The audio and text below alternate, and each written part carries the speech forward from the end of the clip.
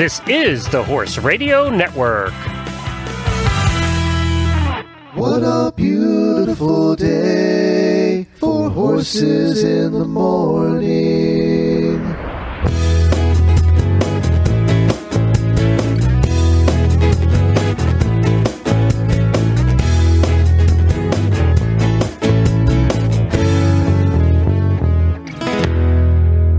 Well, howdy, everybody. I am Glenn the Geek from Ocala, Florida. And I am Denise Raymond, also from Ocala, Florida. And you're listening to Horses in the Morning on the Horse Radio Network for April 25th, episode 1684. This episode is brought to you by Horseware. Good morning, Horse World. Good Tuesday morning to you, and I do mean a good Tuesday morning. Well, if you insist on being accurate about it. You know, only somebody with perfect comedic timing could produce this much energy in one shot.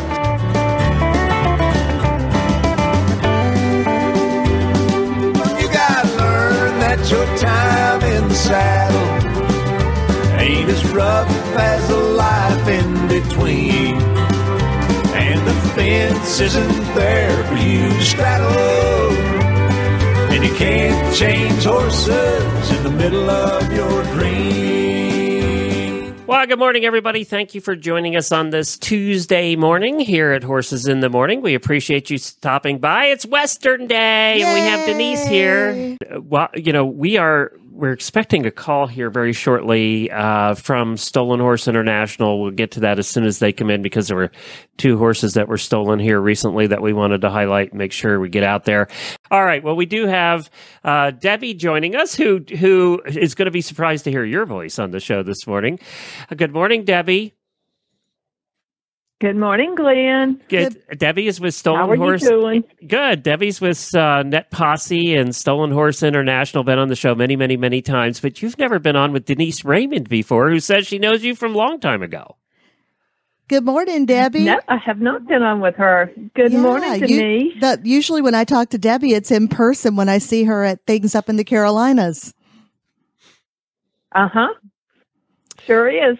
Well, now, Debi, you're on for a reason, and that reason is, it's never a happy reason when we have you on, Debi. And today is no exception. There were a couple of horses that were taken, and you're going to give us the report on it, and these are kind of unique horses, too.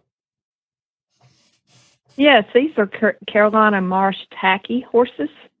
There's only 400 of these horses in the world, and 325 of them are in South Carolina.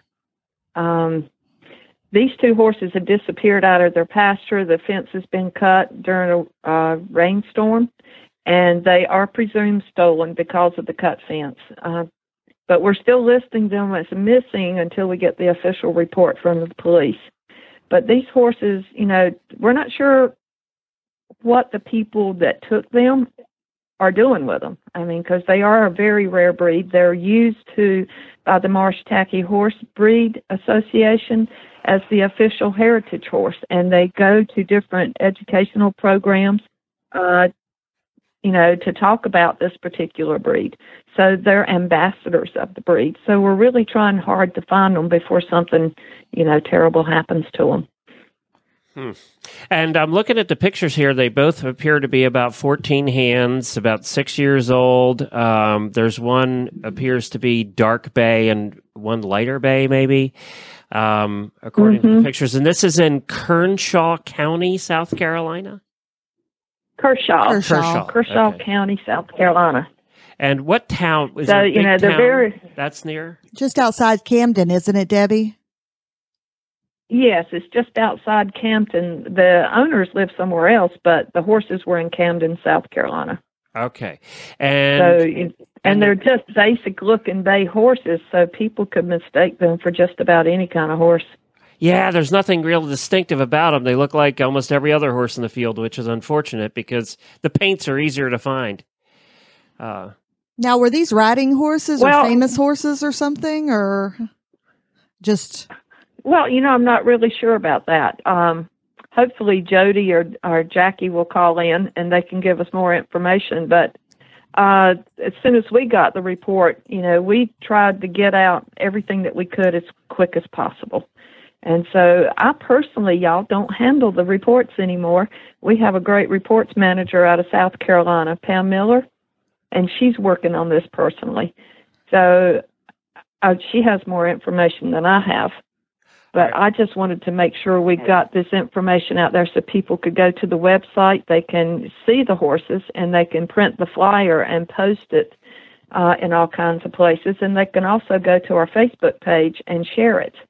Are there any? It would be a shame. It's a shame to lose. Go ahead. I was going to ask, are there any, and I'm asking this of Denise too, because she used to live up there. I know what you're going to ask. Are there any auctions in the area? I think there was one either over the weekend or next weekend. I'm not sure which, in Somerville area. I saw it advertised. That was funny. I just read your mind. Yeah, well, and if you're going to that auction here coming up, maybe print the flyers and post them up there and take a look yourself too. They do both have stars on the foreheads, it looks like, so stars some kind can be distinctive as well, and there's good pictures on the website. What website did they go to again?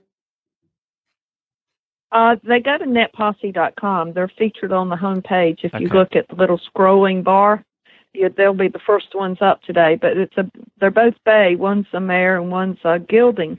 But when it comes to where these horses could be, they could be anywhere now. And it doesn't. They usually don't go to an auction close by if they go to one. So anywhere within a 500-mile area, I would say start there. Well, because the people who take the horses can go to any auction. And Debbie, we just looks like Jodie just called in, who is the missing horses owner. Good morning, Jodie. Hey, Glenn, how you doing, sir? Thank you for having us on. No problem. So, first of all, I'm so sorry that this happened. Now, always we hear listeners and listeners' minds is, are we sure the horses just didn't get out? You're pretty sure because the wire was cut, the hot wire? That's correct. The hot wire that goes around the fence, and I mean, it was cut. There's no doubt it was cut. The gate was locked as well. That lock is missing or gone, and so no, they just didn't wander off. And you guys have been having horrible rainstorms, and they did it during one of the rainstorms? We believe it was done late Sunday night or early Monday morning, and that's correct. Yeah, we've had some really bad rains the last couple of days, and in looking at the gate in the area, you really can't tell, footprints, paths, that kind of thing. Is there any word? Has there been any other horses in your immediate area taken at this point? No, and that's what's surprising us, the sheriff's department, and the community at large, is that this just doesn't happen around this area. The Boykin community is just outside of Camden, and Camden is a big equestrian community, and it's just not a problem we have here. It's not something, you think about it in the back of your head, but it's not something that you have to go to sleep every night wondering, will tonight be the night kind of thing. Are these horses? Well, actually, we have had it happen in that area before, but, because it doesn't get out into the news media, the general public or even the horse community doesn't hear about it. Yeah. And were you riding these horses? Are they broke? Oh, yes, they are. They're broke. We had just done an event down the way at McCaskill Farms for farm days. And we'll typically take a troop of horses, over 7 or so we had that Saturday. And what we do is we were giving kids pony rides on them. They're that gentle, so we were able to do that. The horses are also trained in cavalry maneuvers. We use them in reenacting with the cadets from the Citadel. Wow. The horse is just a great platform, and like Debbie had said earlier, these are heritage horses. There's only about 400 of them left in the world. So anytime anyone asks for a history lesson, how the only indigenous horse to South Carolina, we'll take these horses out to schools, to community centers, to festivals and events. It's just a great learning platform. And we were literally sick and heartbroken that these 2 horses are gone. I bet. Well, we shared it on our Facebook pages. It's on NetPosse, and you know, I know the way the horse world works. This is going to be shared about 1,000 times today. So, you know, I'm sure it will. We all know. Thank you. You know, thank you to social media and to Debi for doing what she does, but to social media for helping us get the word out, and hopefully we can get these horses back for you. And so sorry this happened. This is every horse owner's nightmare, right here. And yes, it is, Glenn. Yes, it is. And a big shout out to Pam as well. Debi put me in touch with her, and she's been very helpful for us. Well, good luck, and good luck to both of you. And we'll continue posting it and helping get the word out. Glenn, I appreciate it. Thank you. Y'all have a great day. All right, take care, guys. Bye bye. Well, bye, y'all. That is never something that you want to hear about, and it don't you every time you hear this go, you know, this could happen to me? Yes, yeah. It definitely does. Oh, it's scary to think that at least these horses, it sounds like if somebody took them, unlike here in Florida, they probably aren't going somewhere to be eaten. Well, but I mean, that's a small consolation, but I'm really hopeful that they find their horses. Yeah, and you think because they had just done that event, you know, did somebody know about, you know, see those particular horses at the event? You always have to think about that too, right? I wonder if they have a distinctive gait that would be noticeable if somebody were.